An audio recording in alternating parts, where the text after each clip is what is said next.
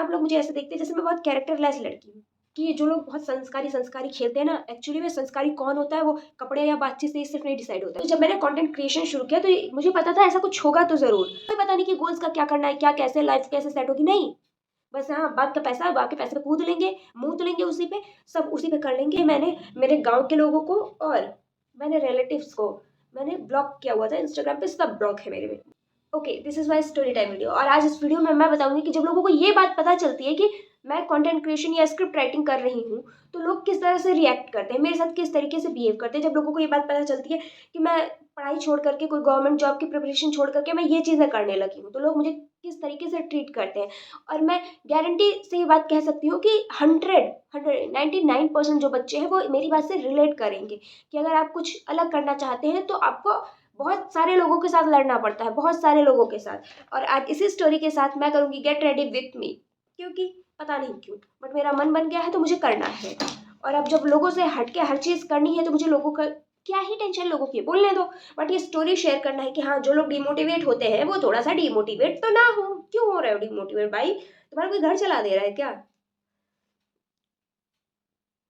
तो सबसे पहले मैं एक क्रीम लगाऊंगी जो कि मेरे जीवन की तरह खत्म खत्म हो चुकी है भी नहीं इसमें। तो क्रीम भी मैं स्किप कर देती हूँ, फाउंडेशन भी मेरे पास होगा नहीं लगाने लायक, मुझे लग रहा है। मेरा जीवन पूरा खाली ही चल रहा है और जो है ये मेरे शेड का भी नहीं है। बट आज मैं लीक से हटके ही करूंगी कुछ। शेड का नहीं है तो क्या हुआ, नहीं अलग ही शेड का लगेगा आज। ये मेरे शेड से मुझे लगता है 4-6 शेड ऊपर का है। बट क्या हुआ, लगाऊंगी तो मैं। आप लोग सोच रहे होंगे मैं इस तरह क्यों बिहेव कर रही हूँ। मैं बहुत फ्रस्ट्रेटेड हो गई हूँ ना, लोगों को इन चीज़ों का जवाब देते देते मैं बहुत ज़्यादा फ्रस्ट्रेटेड हो चुकी हूँ। कभी भी कोई भी आता है तो वो ऐसे रिएक्ट करता है जैसे मैं बहुत बड़ा क्राइम कर रही हूँ कोई। स्पेशली जब आप गांव देहात के हों तो आपको और चीज़ें, आपके माँ बाप भले कितना भी आपको सपोर्ट करे बट आपको दुनिया समाज से बहुत ज़्यादा लड़ना पड़ जाता है। और ये दुनिया समाज मुझे इतनी छौ चढ़ा दे रहे हैं ये लोग कि मैं नफरत करने लग। अब मुझे ऐसा होता है ना कि मुझे मतलब ही नहीं होता इन लोगों से। मतलब कि अब ये कुछ बोल के भी चले जाते हैं तो मुझे इफेक्ट ही करना बंद कर दे रहा है धीरे धीरे करके। तो एक दिन ऐसा हुआ कि मेरे कोई रिलेटिव्स आए हुए थे और वो रिलेटिव मुझे इनडायरेक्टली ताना दे रहे हैं। मतलब मेरे माँ बाप को बहुत देर से एक चीज़ बता रहे थे कि उनकी बहू जो थी वो भाग गई घर छोड़ के और उनकी इतनी बदनामी हो रही है। और क्यों पता है, ये सस्पेंस बना रहे हैं कि क्यों भागी क्यों गई, ये पूरा सस्पेंस में रखा हुआ है। सिर्फ बार बार बोल रहे हैं वो उनकी बहू भाग गई। तो ऑब्वियस सी बात है, इंसान पूछेगा काहे के लिए भागी। पापा मम्मी पूछी कि क्यों, ऐसा क्या हुआ, क्यों भाग गई? कि अरे वो थोड़ा सा कैरेक्टरलेस मैनर की थी, रील उल बनाती थी। अब मुझे नहीं समझ में आ रहा है रील बनाने से और कैरेक्टरलेस होने से इंसान का क्या कनेक्शन है। वो बोल रही कि अरे वो जो आप जानते नहीं, जो लड़कियां रील उल बनाती हैं, वीडियो वगैरह बनाती हैं, कैसी ही होती हैं। व्हाट? जो लड़कियां रील बना रही हैं, जो लड़कियां वीडियोस बना रही है, वो कैसी ही होती। 4-6 लड़कियों के चक्कर में ये लोग जो सबको, और मुझे पता है उनका जो वो था कंसर्न, वो उस लड़की का था ही नहीं। वो मुझे पुल डाउन करने के लिए, मुझे नीचा दिखाने के लिए वो चीज़ें बता रहे थे। कुछ देर बाद फिर वो यही बातें लेकर के आते हैं कि अरे जो रील बनाती है वो अच्छी नहीं। मुझे बिल्कुल वो लड़कियां अच्छी नहीं लगती।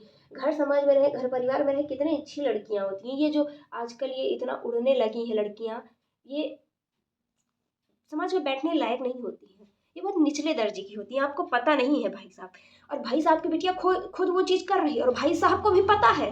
अब भाई साहब बोले क्या, बस वो बार बार पापा को एम्बेरस कर रहे थे। और पता है यहाँ बहुत बुरी चीज़ लगती है कि आप मुझे तो बोल रहे हो, मेरे पेरेंट्स को भी एम्बेरस कर रहे हो वहाँ पे, जहाँ पर यार तुम में इतना गट्स नहीं है, तुम्हारी गाड़ के गूदा में इतना दम नहीं, तुम अपनी बेटी के लिए खड़े हो सको या बेटी को कुछ बोलो कि वो कर ले। तो फिर जो दूसरा बोल रहा है तुम्हें वहां काहे चुनना काट रहा है, तुम काहे एकदम परेशान हो जा रहे हो कि दूसरा अपनी बिटिया को। एक तो प्रॉब्लम ये है ना कि बचपन से मेरे रिश्तेदार थोड़े भड़वे टाइप के रहे हैं। मुझे गुस्सा आती है, मैं जनरली गाली ऐसे देती नहीं हूँ बट कभी कभी गुस्सा आ जाती है। जब मेरे पापा जब पापा नहीं, पापा शुरू में तो नहीं तैयार थे मुझे पढ़ाने के लिए, क्योंकि लोगों ने इतना कान भर रखा था कि लड़की है भाग जाएगी। तो इनके दिमाग में पता नहीं किसने, कौन सी नस्ल में क्या चीजें लोगों ने डाली हैं कि लड़की अगर बाहर जाएंगी तो सीधे भाग जाएंगी। 4-6 लड़कियों को देख लो तो इसका मतलब ये नहीं है कि सब वही कर रही हैं। भाई जो अच्छा कर रही हैं उनको भी तो देखो। तुम काहे उनकी तरफ तुम काहे आँखें बंद करके बैठ जाते हो? तुम उन्हों को तो देखो जो अच्छा कर रही हैं, इतना अच्छा कर रही हैं करियर में और हर चीज़ में अपने माँ-बाप का नाम आगे कर रोशन कर रही हैं, खुद का नाम रोशन कर रही हैं। नहीं, इनको बस वही दिखाई देती हैं जो भाग जा रही हैं। तो मेरा ये लग चुका है, अब इससे ज़्यादा मैं कुछ और करूँगी भी नहीं। Here is my eyeliner, eyeliner. Tada! तो मेरा आई मेकअप ऑलमोस्ट डन हो चुका है। सो जैसा भी बना है, जो भी बना है, बस यही है।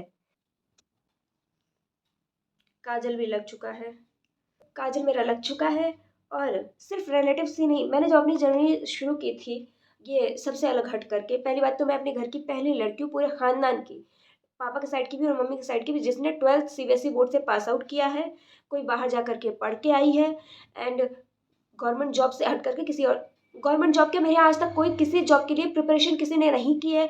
कोई अच्छी इनकम सोर्स वाले कोई नहीं। मेरे फादर ने जो भी किया है वो अपने दम पर जो चीज़ें करी है, उसके अलावा किसी ने इतना ज़्यादा कुछ किया नहीं है।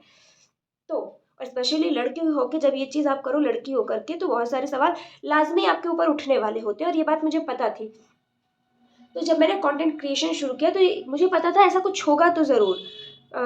सवाल मेरे ऊपर उठेंगे, मुझे ये चीज़ 110% पता थी। इसलिए मैंने मेरे गांव के लोगों को और मैंने रिलेटिव्स को मैंने ब्लॉक किया हुआ था। इंस्टाग्राम पे सब ब्लॉक है मेरे में, बट कोई कहीं से किसी एक का अकाउंट छूट गया होगा, क्योंकि मेरे जो भी रिलेटिव्स हैं मुझे तो याद भी नहीं है मेरे कितने रिलेटिव्स हैं, क्योंकि मैं किसी के यहाँ जाना पसंद ही नहीं करती हूँ। तो मुझे याद ही नहीं, कोई कहीं से छूट गया होगा, किसी को पता चला होगा एंड देन ये बात पूरे उसमें फैल गई। आप लोग मुझे ऐसे देखते हैं जैसे मैं बहुत कैरेक्टरलेस लड़की हूँ, मैं बहुत गलत काम कर रही हूँ। पता नहीं किसका घर चुरा करके किसका घर खाना एकदम खरिया करके भाग रही हूँ, समझ में नहीं आ रहा है। लोग मुझे इस तरीके से ट्रीट करते हैं। और मेरे गांव के कुछ लोचर लफंटर बच्चे हैं जो होंगे 15-16 साल के या मेरी उम्र के, जो भी लौंडे लपाड़े होंगे, जिनकी उनकी लाइफ में उनसे पूछोगे ना कि आपके गोल्स क्या है, तो गोल्स का कोई पता नहीं होगा। कोई पता नहीं कि गोल्स का क्या करना है, क्या कैसे लाइफ कैसे सेट होगी, नहीं। बस हाँ, बाप का पैसा, बाप के पैसे पे कूद लेंगे, मूत लेंगे उसी पे, सब उसी पे कर लेंगे। और मुझे मेरे अकाउंट को शायद उन्होंने कहीं देख लिया होगा और अब मुझे ऐसे ट्रीट करते हैं जैसे मैं तो बहुत गलत काम करती हूँ। मैं तो बाहर जाकर के एकदम बिगड़ सी गई हूँ, एकदम हवा लग गई है मुझे बाहर की, मैं पता नहीं क्या करने लगी हूँ। उनके गाँव की जो रीत थी वो रीत मैं तोड़ दे रही हूँ। और मैं एक बात बताती हूँ, एक बार बहुत क्लियर फैक्ट है कि जो लोग बहुत संस्कारी संस्कारी खेलते हैं ना, एक्चुअली में संस्कारी कौन होता है वो कपड़े या बातचीत से ही सिर्फ नहीं डिसाइड होता है। मैंने बहुत सारे लोग को देखा है। तो ये तो लोग मुझे बिल्कुल ही ना कहें कि वो तो कुछ बोलती नहीं, बहुत संस्कारी होगी, या ना हो मुझसे मतलब ही नहीं, लेकिन तुम कौन होते हो मुझे जज करने वाले? मेरा सबसे पहला सवाल ये होता है। वो बच्चे हम आते जाते हैं ना मुझसे, मतलब नमस्ते दीदी करके ही नमस्ते करेंगे, दीदी नमस्ते, लेकिन अब वो नमस्ते वाले में वो एक रिस्पेक्ट वाला नमस्ते होता है। वो रिस्पेक्ट वाला नमस्ते नहीं, वो जैसे ताना मार रहे, टॉन्ट मार रहे कि जैसे हमें तो पता है तुम क्या कर रही हो और मुझे भी पता है तुम क्या कर रहे हो। भाई वो खुद गंजेड़ी नशेड़ी भंगेड़ी लोग, यानी खुद जो 17-18 साल की उम्र पूरी नहीं हुई होगी, जो सारे नशा करके 10 बार जेल जाके टुल हो चुके हैं, वो मुझे ऐसे टॉन्ट दे करके जाते हैं, ओ दीदी नमस्ते। बोले तो मैं भी बहुत कुछ बोल सकती हूँ, लेकिन मैं सही समय का इंतजार कर रही हूँ कि जब समय बोले तो ज़्यादा बेटर होता है। हम हम बोलेंगे तो उतना इफेक्ट नहीं करता, लेकिन जब वक्त बोलता है तब अच्छे अच्छों की बोलती बंद हो जाती है। तो मैं बस सही वक्त का इंतजार कर रही हूँ कि जिस दिन मेरा वक्त आएगा उस दिन अच्छे अच्छे लोगों की बोलती बंद होगी। और ये सिर्फ कंटेंट क्रिएशन या स्क्रिप्ट राइटिंग की जर्नी के लिए नहीं है। कोई भी बच्चा कुछ भी करता है, समाज का काम है ताना देना। वो ताना नहीं देगा तो पता कैसे चलेगा कि वो समाज है? जो खुद कुछ नहीं कर रहे होंगे वो आपके कुछ करने में एटलीस्ट आप ट्राई तो कर रहे हो। आप ट्राई कर रहे हो, इसके ऊपर आपको ताना देंगे है किस चीज़ में ट्राई कर रहा है। अगर आप कोई बहुत बड़ी चीज़ ट्राई करोगे तो वो ये कह करके ताना देंगे, हाँ ये तो तेरे बस में ही नहीं, तुझसे होगा ही नहीं, तो तू क्यों ट्राई कर रहा है। और कोई छोटी सी, अरे यार इतने इतने ऐसे हो करके ये सब चीज़ ट्राई कर रहे हो क्या भाई? तुम खाली बैठे हो और तुम सामने वाले को जज कर रहे हो जो अपनी किस्मत को पलटने के लिए एटलीस्ट ट्राई तो कर रहा है कि हाँ कुछ हो जाए, किसी वजह से उसकी किस्मत पलट जाए। और जो खुद खाली बैठा है वो दूसरों के उस पे बोल रहा है।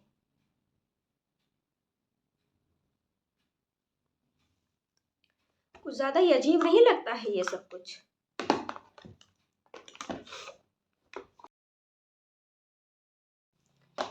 सो मेरा आप सबके लिए एक सजेशन है कि अगर आपको कोई चीज़ ट्राई करनी है तो बिंदास करो। लोगों का क्या है, अगर आप कुछ करोगे तो भी वो बोलेंगे, कुछ नहीं करोगे तो भी वो बोलेंगे कि हाँ खाली बैठा कुछ कर नहीं रहा है, किस्मत को एक बार आजमा भी नहीं रहा है। जो गवर्नमेंट जॉब की प्रिपरेशन कर रहे हैं, अगर वो 2 साल प्रिपरेशन करे, 2 साल नहीं हुआ, तीसरे साल नहीं हुआ, भाई लोग उनका जीना हराम कर देते हैं। जब भी वो घर आएंगे या उनके दोस्त समाज के सामने जाएंगे, जिन्हें उस चीज़ के बारे में ज़ीरो नॉलेज होगी, ज़ीरो नॉलेज, वो उस पर टिप्पणियाँ करेंगे और ऐसी टिप्पणियाँ करेंगे कि जो गुस्सा आएगा ना, मन करता है कि क्या ही बोलूं। मैं मेरा काम कर रही हूँ, मैं मेरी किस्मत पलटने की कोशिश कर रही हूँ। तो ये जो लोग मुझे ज्ञान देते हैं, कृपया कर मुझे ज्ञान ना दें। अगर आपको अपने 17 साल या 18 साल की बेटी का ब्याह कराना है तो कृपया आप कराएं, मेरे लिए रिश्ता न लाएं। आपसे बहुत ही विनम्र अनुरोध है कि मेरे लिए रिश्ता न लाएं। भगवान ने मेरे माँ बाप को बहुत ही खूबसूरती के साथ मेरे साथ भेजा हुआ है। तो वो है, जब उन्हें लगेगा, उन्हें ये आभास होगा कि मेरी शादी की उम्र हो गई है, मैं शादी के लायक हो चुकी हूँ, तब वो ऑटोमेटिकली मेरे लिए रिश्ता ढूंढ देंगे।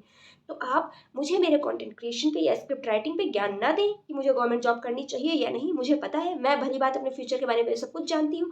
तो मुझे मेरे भविष्य में जाकर बार बार झांकाने की कोशिश ना करें कि मैं देख लूँ मैं कैसी हूँ। मैं जो भी कर रही हूँ अपने पसंद से कर रही हूँ, अपनी इच्छा से कर रही हूँ, अपनी इंटरेस्ट के अकॉर्डिंग कर रही हूँ। फेल होंगी पास होंगी, वो मेरी जर्नी होगी, वो मेरी मंजिल होगी। मैं अपनी मंजिल अपने रास्ते में किसी तीसरे का इंटरफेयर नहीं चाहती हूँ। सो प्लीज़, और मैं यही से आप सबसे भी अनुरोध करूंगी कि एटलीस्ट जो आपके मन में है वो रास्ता तो चुनो। मंजिल का क्या है यार, पहले हार जीत सोच लेंगे तो हम चल ही नहीं पाएंगे। तो एटलीस्ट चले, तो हार जीत बाद में देखा जाएगा जो होगा। एटलीस्ट हमें ये बात का रिग्रेट तो नहीं रहेगा कि हमने अपनी जिंदगी में वो ट्राई ही नहीं किया है। ट्राई करेंगे, हार गए तो कोई बात नहीं, जीत गए तो सातवें आसमान पे होंगे। तो आज के लिए बस इतना ही। अब मिलेंगे अपने नेक्स्ट वीडियो में। मेरा मेकअप भी हो चुका है, गेट रेडी विथ मी, इतना सही तो था, हो चुका है। अब मिलेंगे कल। Bye bye.